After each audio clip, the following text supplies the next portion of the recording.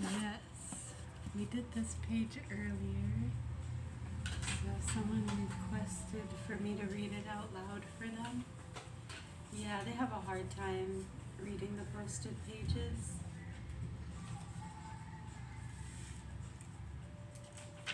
Page 77.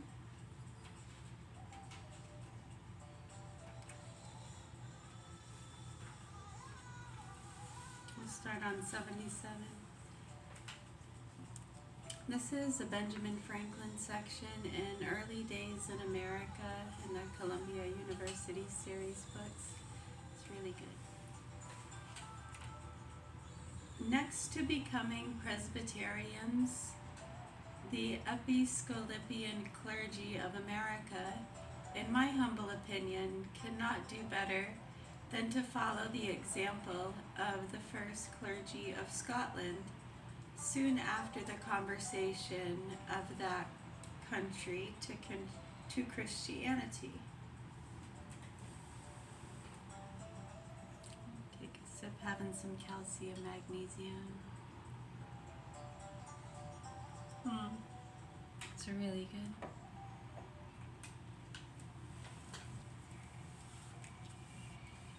That is the raspberry lemonade one. It's yummy, huh? When the king had built the Cathedral of St. Andrews and requested the king of Northumberland to lend his bishops to ordain one of them, that their clergy might not as herefore be obliged to go to Northumberland for orders, and their request was refused, they assembled in the cathedral, and the mitre, crosier, and robes of a bishop being laid upon the altar,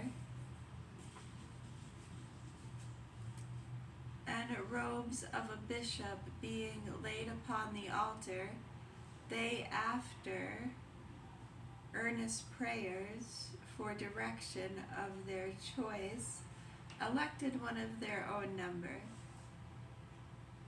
When the king said to him, that's why he wanted me to read it. Sometimes the wording can seem a bit confusing.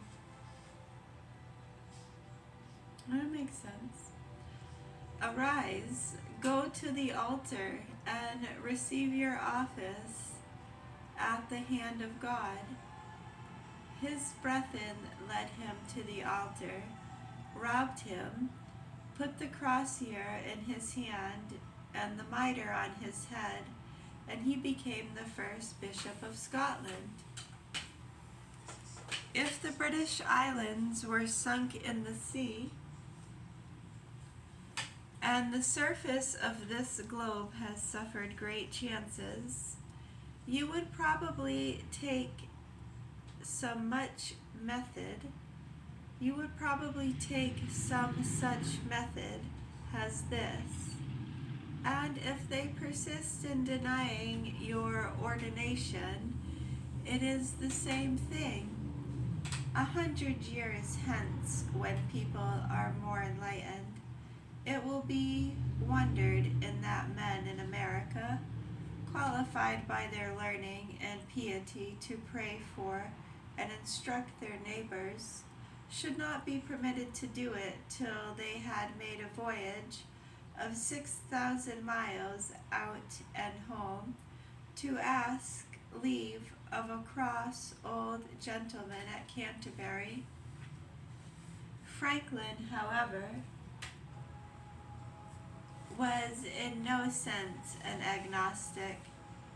What he could not understand, he did not profess to understand or believe. Neither was he guilty of the presumption of holding that what he could not understand, he might not have understood if he had been a wiser and better man. Though impatient of cant and hypocrisy, especially in the pulpit, he never spoke lightly of the Bible or of the church and its offices. When his daughter Sally was about to marry, he wrote to her, "My dear child, The natural prudence and goodness of heart God has blessed you with make it less necessary for me to be particular in giving you advice. I shall therefore only say that the more attentively dutiful and tender you are towards your good mamma, the more you will recommend yourself to me. But why should I mention me when you have so much higher a promise in commandments, that such conduct will recommend you to the favor of God? You know, I have many enemies, and indeed on the public account, for I cannot recollect that I have in a private capacity given just cause of offense to anyone whatever. Yet they are enemies, and very bitter ones, and you must expect their enmity, and you must expect their enmity will extend in some degree to you, so that your slightest indiscretions will be magnified into crimes, in order the more sensibly to wound and afflict me. It is therefore the more necessary for you to be extremely circumspect in all your behavior, that no advantage may be given to their malevolence. Go constantly to church. Whoever preaches the act of devotion in the common prayer book is your principal business there, and if properly attended to, will do more towards amending the heart than sermons generally can do, for they were composed by men of much greater piety and wisdom than our common composers of sermons can pretend to be. And therefore I wish you would never miss the prayer days. Yet I do not mean you should despise sermons, even of the preachers you dislike, for the discourse is often much better than the man. Has sweet and clear waters come through the very dirty earth? I am the more particular on this head, as you seem to express a little before I came away some inclination to leave our church, which I would not have you do. I cannot more fitly close this imperfect sketch of America's most illustrious citizen than by quoting from a touching and most affectionate letter from Miss Hewson Margaret Stevenson, one of Franklin's worthiest, most faithful, and most valued friends, addressed to one of Franklin's oldest friends in England.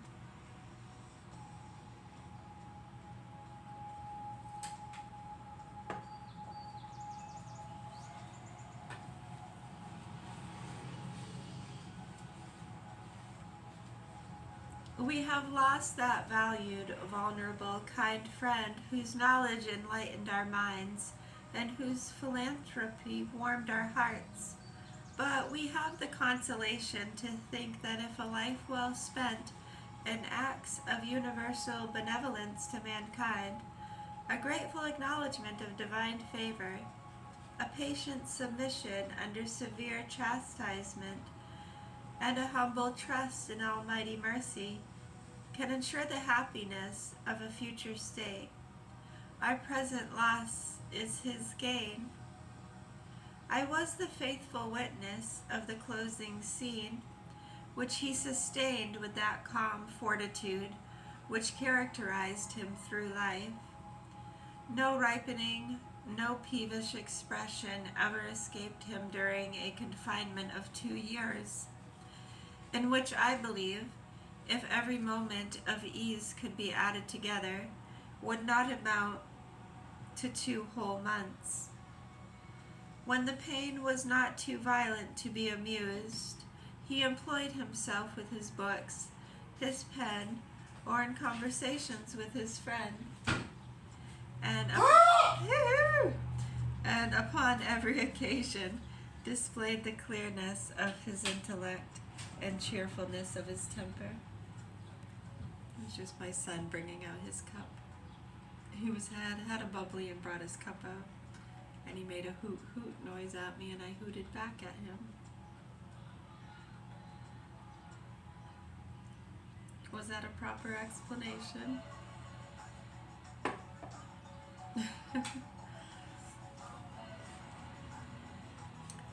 With his friends, and upon every occasion displayed the clearness of his intellect and the cheerfulness of his temper. Even when the intervals from pain were so short that his words were frequently interrupted, I have known him to hold a discourse in a sublime strain of piety. I say this to you because I know it will give you pleasure. I never shall forget one day that I passed with our friend last summer. I found him in bed with great agony, but when that agony abated a little, I asked if I should read to him. He said yes, and the first book I met with was Johnson's Lives of the Poets. I read The Life of Watts, who was a favorite author with Dr. Franklin, and instead of lulling him to sleep, it roused him to display of the powers of his memory and his reason. He repeated several of Watts' lyric poems, and descanted upon their sublimity and a strain worthy of them and their pious author. It is natural for us to wish that an attention in some ceremonies had accompanied that religion of the heart, which I am convinced Dr. Franklin always possessed. But let us who feel the benefit of them continue to practice them, without thinking lightly of that piety which could support pain without a murmur, and meet death without a terror. Franklin made a somewhat more definite statement of his views on the subject of religion in reply to an inquiry from President Stiles of Yale College, who expressed a desire to know his opinion of Jesus of Nazareth. Franklin's reply was written the last year of his life, and in the 84th year of his age. You desire to know something of my religion. It is the first time I have been questioned upon it, but I cannot take your curiosity amiss, and shall endeavor in a few words to gratify it. Here is my creed. I believe in one God, the creator of the universe, that he governs it by his providence, that he ought to be worshipped, that the most acceptable service we render to him is doing good in his other children, that the soul of man is immortal and will be treated with justice in another life, respecting its conduct in this. These I take to the fundamental points in all sound religion, and I regard them as you do in whatever sect I meet with them. As to Jesus of Nazareth,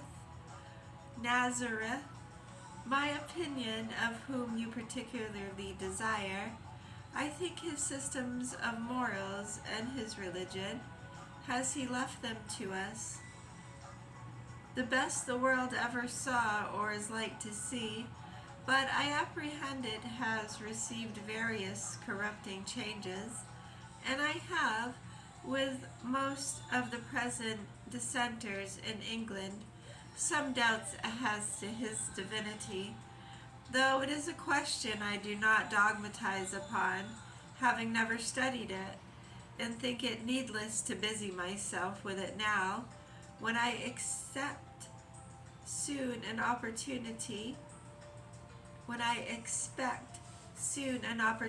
of knowing the truth with less trouble.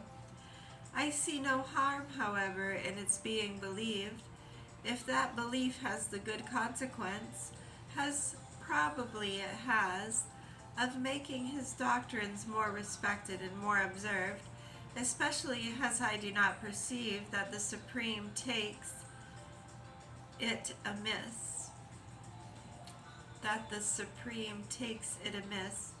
by distinguishing the unbelievers in his government of the world with any peculiar marks of his displeasure.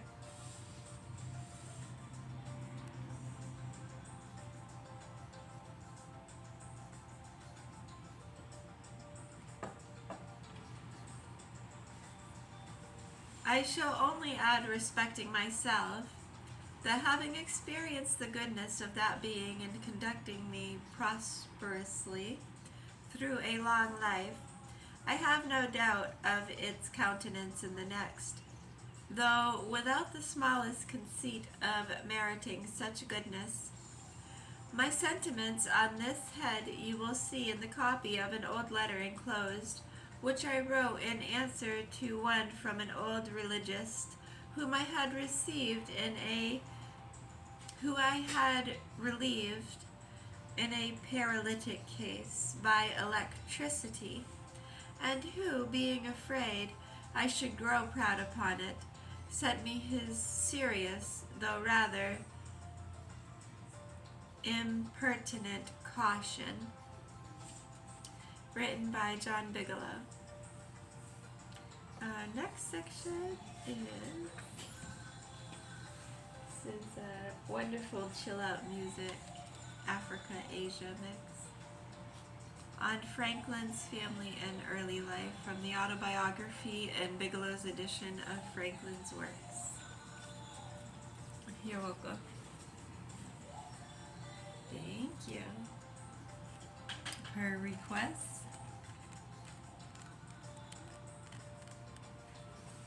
Right in the middle, 216. Shall I say ironic or coincidental? Compare this case with the following. A young man now under analytic treatment had been in love with a girl who had promised to marry him. She suddenly declared to him that she would marry another suitor who was a wealthy and socially prominent acquaintance of the young man who had showered her with gifts and flowers. The other day, a few years after this event, my patient thought that he saw his victorious rival on the other side of the street. He felt an intense fear that threatened to develop into panic, so he walked quickly away. It became clear to me that this was his reaction to a suddenly emerging impulse to walk over and hit the other man in the head. He really ran away from his own senseless fury. The character of their own emotions was unconscious to both patients. The initial insight into the nature of their reactions does not deserve the name of understanding them. The difference between guessing and comprehending corresponds to a flash of light which illuminates for a few seconds the concealed entrance into a shaft, and a thorough investigation of this shaft in a permanent light. To understand means in analysis to trace back a symptom, a nervous disturbance, to its origin, to find whether it belongs to the repressed, the disavowed, or the conscience. Right? Not only the page number, but also contextually what we just read. That's interesting. It's just a funny coinkydink.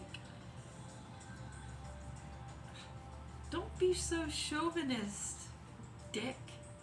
I'm sorry. I'm so sorry. Where are we reading?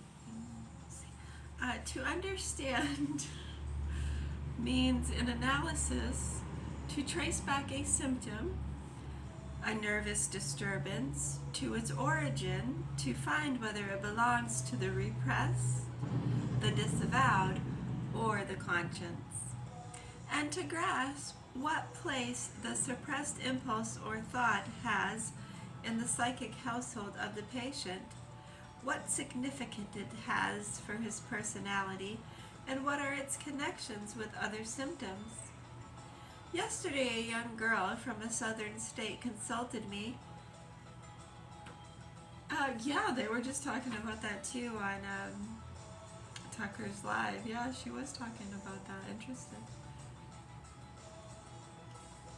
She was talking about them doing electric shock therapy.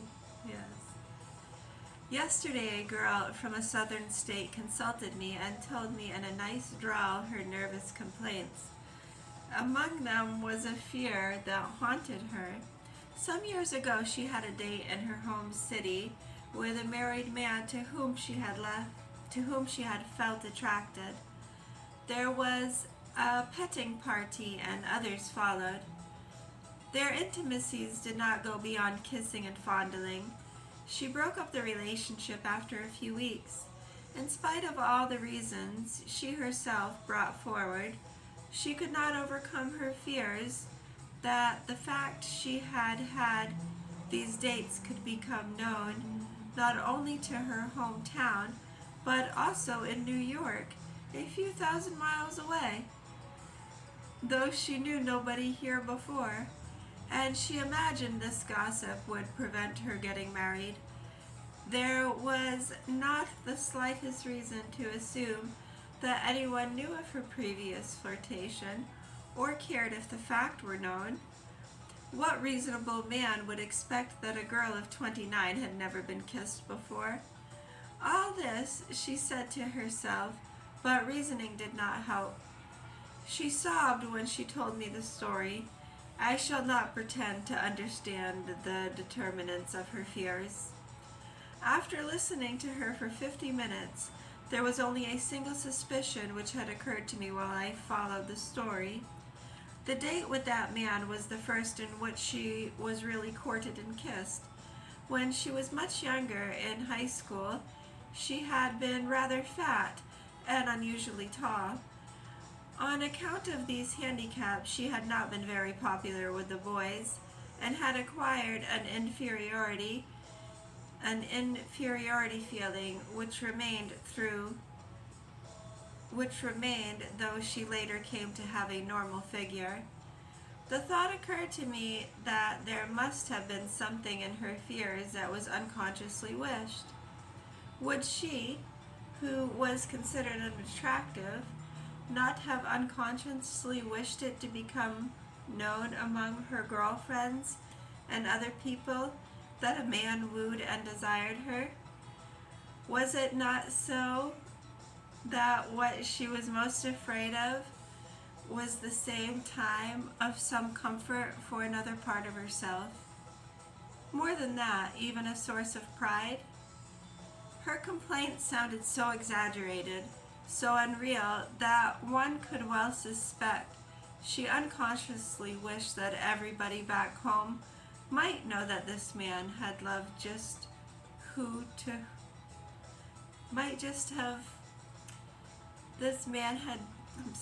back home might know that this man had loved just her, to whom nobody had paid much attention. Like other girls, she also wanted the man who now wishes to marry her to know that other men had found her desirable.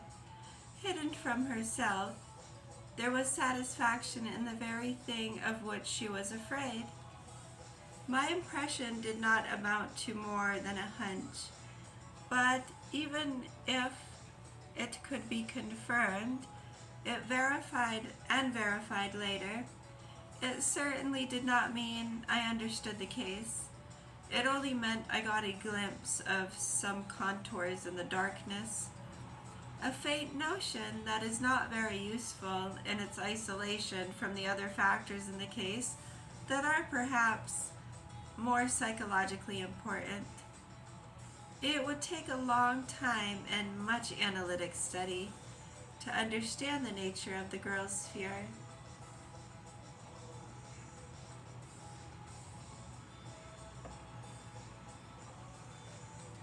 I once had a patient suffering from a serious compulsion neurosis who forced the chambermaid in the hotel where he lived into the service of his complicit compulsions to wash.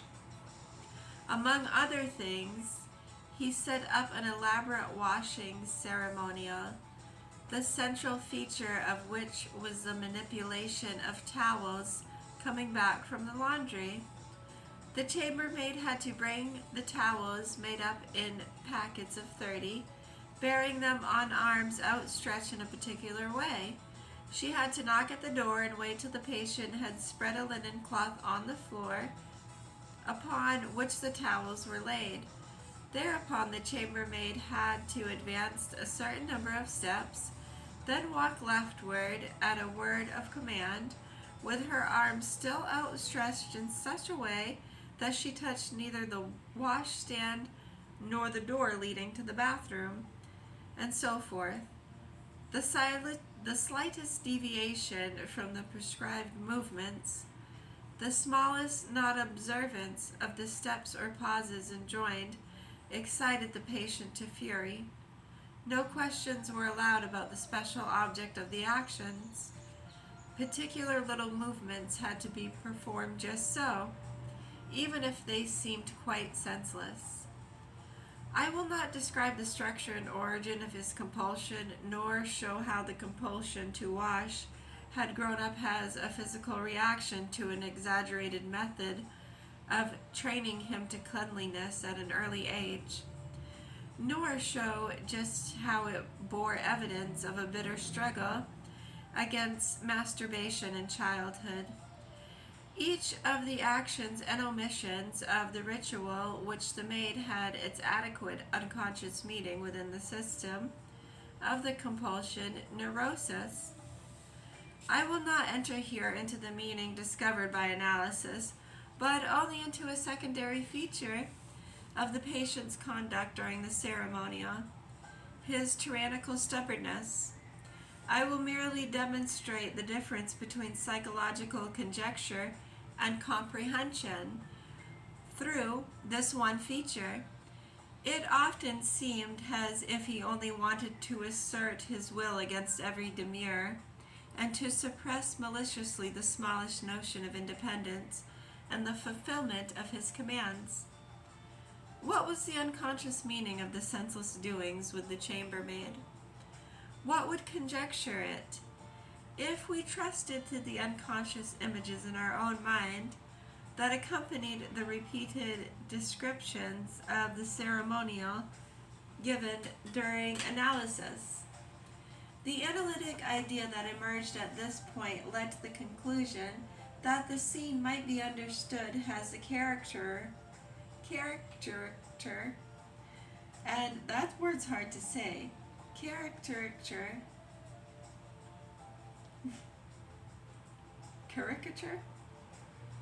I can't say, as a caricature and reversal of a situation in the patient's childhood. A certain nursemaid had played a great part in the little boy's life. This woman had trained the refractory boy very strictly to a degree of cleanliness that he intensely disliked. Every one of her orders had to be obeyed unquestionably by the exceptionally intelligent child. It looked like belated revenge when the adult demanded the same behavior as the nursemaid had formerly done. Grotesquely exaggerated, with the position reversed and with a displacement surrogate. It looked like a representation in caricature. Each single movement was exactly laid down. The utmost care was taken to prevent the clean linen from touching the furniture of the room. The patient fell into a rage the moment there was the slightest deviation from the ceremonial. He could not tolerate the smallest criticism and had to assert his will. In this reverse situation, he let a representative of the hated.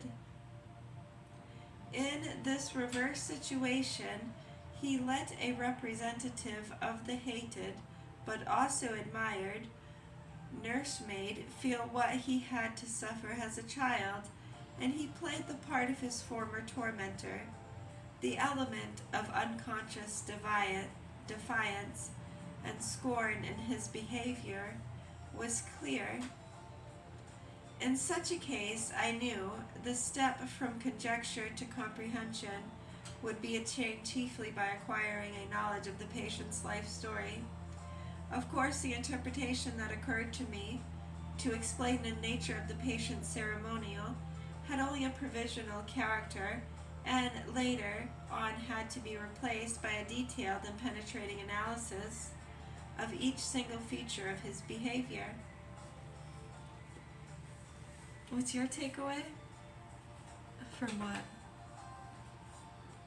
Oh, for sure, just to keep in mind of the chambermaid character, position. Yeah, like a cashier. There are children in those positions in the hands of such sadistic minds, yes. And it's very scary to a lot of us, especially the circumstantial cases that many people have dealt with for years. Many go in and out of the occupation. It's not an easy space to be in emotionally or physically. Yeah, and just imagine how it is for the ones in the hands of those people. And let's not forget the abuse those people endured as children that make them feel as though it's okay. And let's not forget about the abuse all the people may have endured who feel it's okay to protect those people. The Luigi-loving Hitlers, probably the type that would be writing Marilyn Manson letters, you know. Dear Lord, help us all. But I'm a rational person, and I know there's no Lord or God or anything that's going to come flying out of the sky to save me. Well, I mean, technically, it is possible. Wait, can you see though, as it's not saving me? There's nothing that's going to save me. Save me from what? I'm alright. I'm already saved. Safe. You're up, better. Good. So we're already dead. We've explained that. And our children are in the hands of sadistic, sick people, using our children as chambermaids. If that analytic play helps you understand the situation a little bit better. And that we're very compassionate to the abuse people go through that make them do such horrible things. Yeah, it's kind of embedded in us, just our environment growing up and different experiences. And why would people do the things they do? Yeah, the same crimes, different motives, right? Could be money, could be jealousy. 7 deadly sins is a good one, yeah.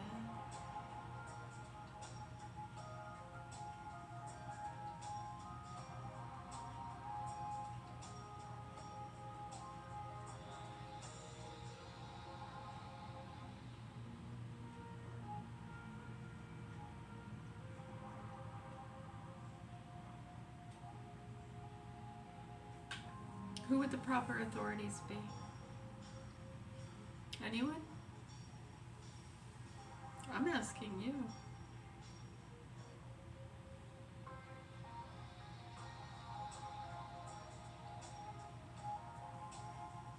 Right, and when some of those proper authorities or state systems are flooded with a lot of mental illness and people who believe childish things and protect murderous, sadistic people because they're teaching bullies a lesson. They have every reason to. It's almost like, yeah, they're just using society as their chambermaid for whatever position or power pulls they have within society. And then use the people around us who have been heavily gaslit for years. It's so scary to us what's been going on here. The private investigator in 2009 who shot himself. Yeah, I'm pretty sure that happened. I'll pull this out. I do that just because people tell me it's all in my head. So, yeah, no, he's right here. Yeah, it's real. It seems solid. I don't know. Someone could have made this up, right? These things are pretty easy to make. Right, so there's a certain level of memories, right? Experiences that help me to know that this is not made up. This is real. A lot of their stories and the bullshit and everything that ensued around that is delusional and completely insane. And it's very frustrating how many people stay silent because they're protecting their friends, their buddies, their drug dealers, The Hitlers protecting the Luigis. Yeah, the ones getting the non-vaxxers, the bullies. Remember 2010, the stuff they signed off on? People knew it was going to be a nightmare. So many people, like, a lot of people quit. They just freaking disappeared, like, fell off the face of the earth. I don't know what the frick happened to a lot of them. It's not even funny. Some people killed themselves. One doctor got hit by a Mack truck. Someone ran into a Mack truck that drove themselves right into it. They say they fell asleep, possibly. It was just another accident in the mix of all the noise. That's actually kind of the point, was a doctor got hit by a Mack truck while just riding their bike, like a bicycle. It's on a nice Sunday out by the Windsor Fairgrounds. Yeah. And then one of the drug addicts, actually an old friend of the family, one of my brother's old friends, Paul Quirian, yeah, he was leaving the methadone clinic and drove himself right into a Mack truck. Possibly, maybe he got too heavy of a dose, or who knows. And the rumor had it people weren't getting enough of a dose there, if I remember those investigations properly, and the place got shut down. Yeah, that was bad. They were leaving the bags out in the dumpster for people to come pick up. Yeah, the workers. Really sad and scary. Just probably the awareness, continued awareness, not letting people take advantage of the elderly people and children around us. And who would that be in these communities? Well, the girlfriend of that private investigator who moved to Florida since then, who, what would you say? They were gaslit really, really bad, yeah. No, we're trying to say this without getting angry, so sorry, it's not a maniacal grin, it's, I know, I see it in the comments. It doesn't take long. It's amazing with the things we're talking about, how people want to focus so desperately on every little movement, word, and the reports they make to try to justify what's going on here is fucking disgusting. Ooh. You can't even, you just check it out for real. Yeah, so we're already dead. Our children have been abused for years. They were vaccine injured in 2013. Our youngest too. We have 4 children. My first child was vaccine injured in 2006. We were dealing with infectious disease specialists. We had just gotten done doing investigations all around the county. The concerns about SSRIs, people putting their kids in the lake, thinking they heard God or the devil. Absolutely insane, and the level of confusion within the systems, it's worse than politics. I know, so then there's this third party that's going, okay, you have your Group A and your Group B doctors. Yeah.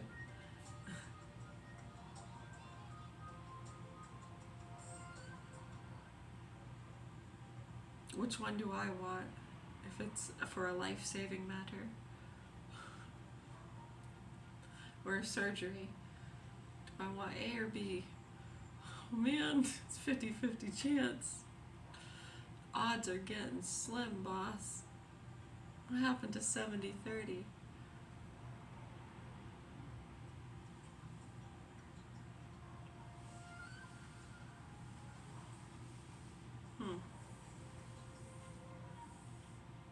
Is it 73-27?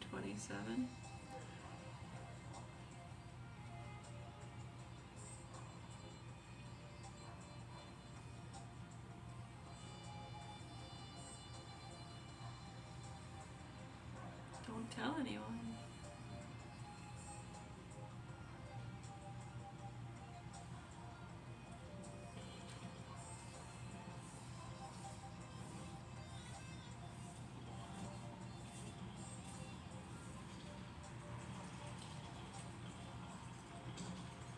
We're just doing any movement at all would create friction, muscle stuff. Yeah, we've been sitting for a little bit. Kind of slouching too.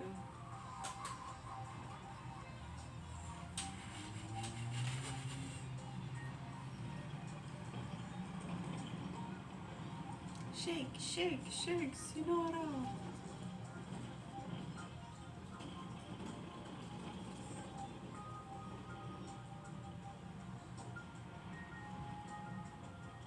Is that why they call it a gyp? Walk like an Egyptian.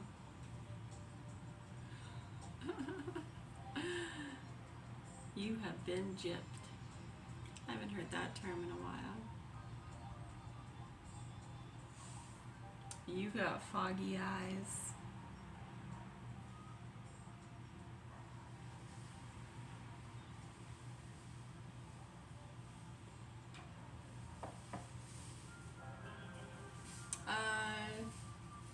No, it's not me. Well, yeah, definitely your eyes.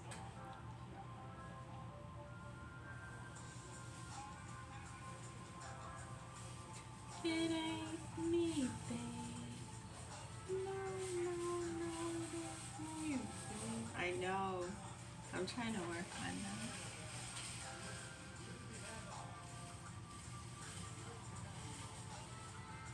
Thank you.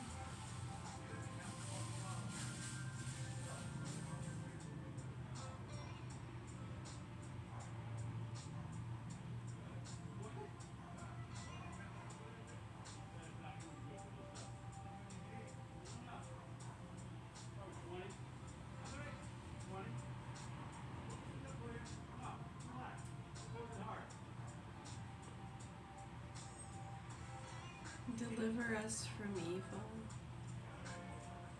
is an interesting phrase. I'm going to ponder on that. Good, we have some wild rice going in the crock pot, and we're going to have sweet potato and avocado with it. It's one of our favorite dishes. I wish somebody would do that. A wild rice, sweet potato, avocado bowl. Very good. You could do like a mix and match topping section. That'd be fun. Yeah. Turmeric, garlic. So many options. Don't get me started.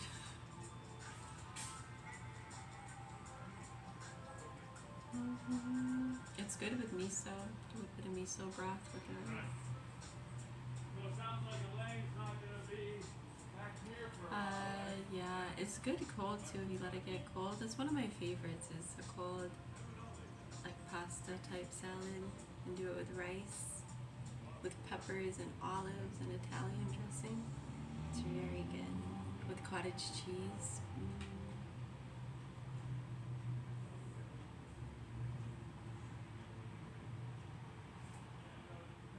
Probably. Should bring some. Yes. Yeah. Maybe they know how to make it. Are they allowed to make that stuff there?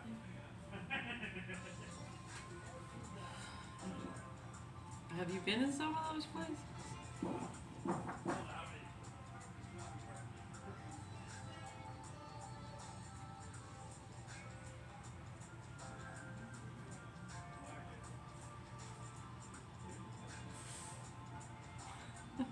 Good, thank you. This one, yeah, this is still the wonderful chill out music. Afric. Well, it's AFRICF. Asia music. I don't know, I typed in, what did I type in?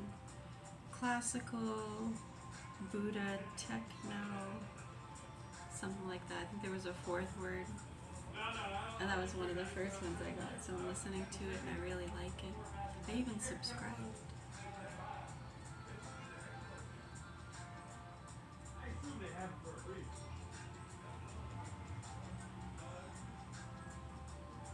Alright, yeah, we'll do some more reading in a little bit. Thank you for those requests. That was awesome too. We had a trifecta. There are good correlations with that.